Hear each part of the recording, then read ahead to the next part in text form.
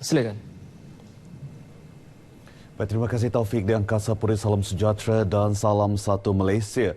Timbalan Perdana Menteri Datuk Seri Dr. Ahmad Zahid Hamidi menegaskan hubungan akrab Kerajaan Sabah dan Kerajaan Persekutuan tidak mampu diganggu-gugat oleh mana-mana pihak termasuk kuman politik. Beliau yakin tidak ada pihak akan berupaya merosakkan atau memutuskan hubungan rapat yang telah terjalin sejak sekian lama. Kesepakatan di kalangan kita harus terus bukan hanya dibina tetapi harus diperkukuhkan, kerana hanya kerajaan yang kukuh yang boleh memberikan imbuhan kepada pertumbuhan ekonomi yang baik. Pertumbuhan ekonomi yang baik dan kerajaan yang kukuh serta kestabilan politik dapat menjamin kemakmuran. Timbalan Perdana Menteri turut mengajak rakyat agar belajar daripada kesilapan lalu supaya tidak membuat keputusan apabila berada dalam keadaan marah atau sedih kerana terbukti keputusan dalam keadaan demikian adalah salah. Datuk Ahmad Zahid berucap merasmikan Festival Antarabangsa Gasing dan Tamu Besar Gata Sepitang 2017 di Sepitang.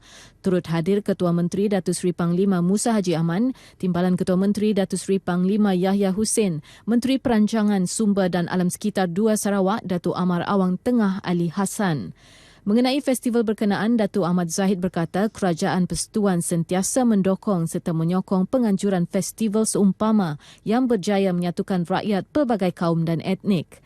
Dalam majlis berkenaan, Datuk Ahmad Zahid turut melancarkan 2 buku iaitu buku Wajah-Wajah Sepitang Gata serta buku Perjuangan Menata Masa Depan hasil nukilan Ahli Parlimen Sepitang yang juga pengerusi Jawatankuasa Induk Gata Sepitang 2017, Datuk Sapawi Ahmad. Festival Antarabangsa Gata Sepitang 2017 dengan tema Melestari Budaya Kita dan Dari Sepitang untuk Kita yang kini masuk kali ke-7 penganjurannya telah menjadikan daerah berkenaan sebagai destinasi pelancongan berasaskan adat dan budaya setempat. Ketua Menteri Datuk Seri Panglima Musa Haji Aman berkata, Festival Gata juga menjadi ruang terbaik memasyarakatkan warisan turun-temurun daerah tersebut.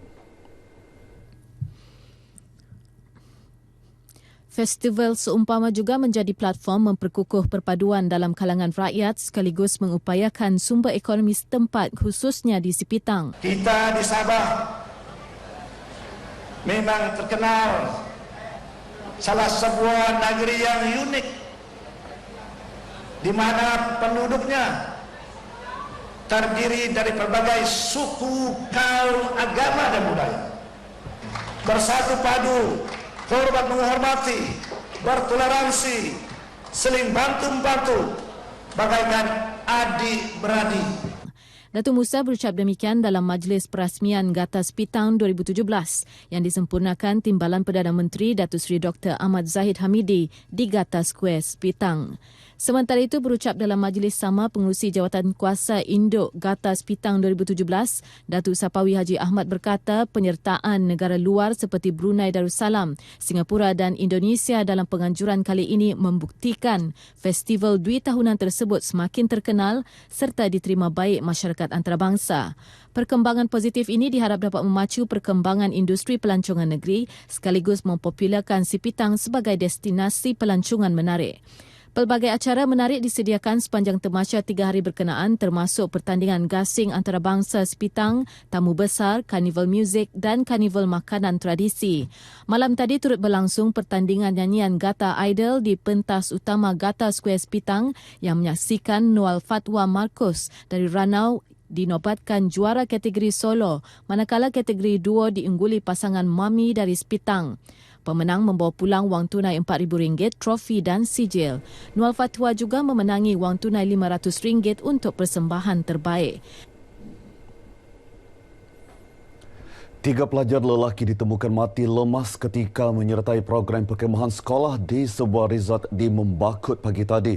Jabatan Bomba dan Penyelamat Malaysia JBPM Sabah dalam kenyataan berkata, mangsa Hafiz Hamizan dan Daniel Norman, kedua-duanya 16 tahun serta Kuzami Zakaran, 17 tahun yang merupakan pelajar Sekolah Menengah Kebangsaan SMK Putatan, telah ditemukan guru pengiring dalam keadaan tidak sedarkan diri.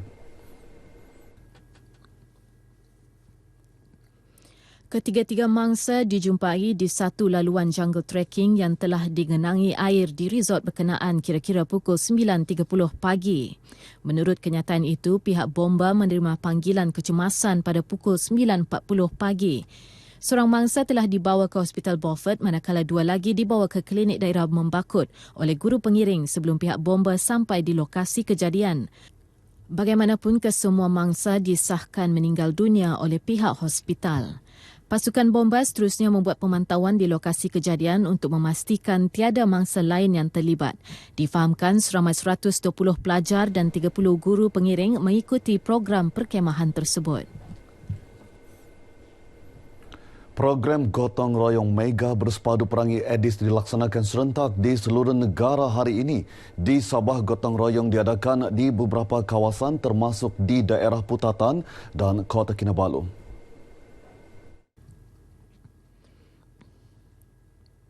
Ketua Penolong Pengarah Kanan Promosi Kesihatan Jabatan Kesihatan Negeri Sabah Abdul Razak Mat Noh berharap masyarakat akan menjadikan aktiviti pembersihan sebagai rutin untuk mengekang penularan wabak denggi. Kita di kementerian ataupun di jabatan menyarankan supaya akan ada satu rumah, satu juara di mana kita harap ketua isi rumah ataupun isi rumah itu akan mendidik anak-anak mereka ataupun cucu mereka atau ahli keluarga mereka tentang bahaya demam denggi.